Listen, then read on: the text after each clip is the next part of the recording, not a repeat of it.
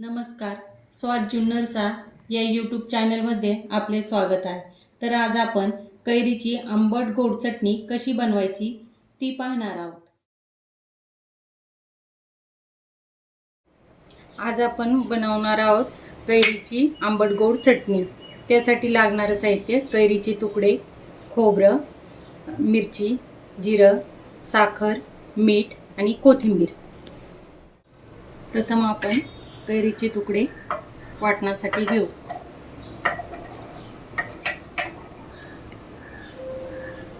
त्यानंतर खोबऱ्याचे तुकडे,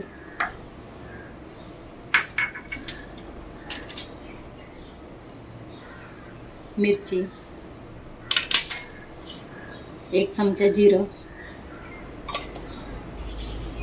1 चमचाभर साखर आणि चवीनुसार मीठ. आणि त्यामध्ये टाकूया कोथिंबीर. आता आपण हे सगळं मिक्सरमध्ये वाटून घेऊ.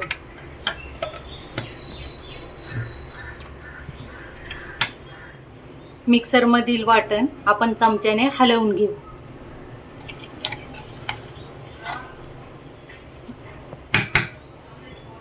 त्यामध्ये थोडेसे पाणी टाकू आणि परत एकदा बारीक वाटून घेऊ. चटणीला छान हिरवा कलर आला आहे. आता आपण ही एका वाटीमध्ये काढून घेऊ. अशा प्रकारे कैरीची चटणी खाण्यासाठी तयार झाली आहे. तुम्ही पण अशी चटणी करून पहा आणि कशी झाली आहे ते नक्की सांगा. तर अशा पद्धतीने आपण आज कैरीची चटणी बनवली आहे.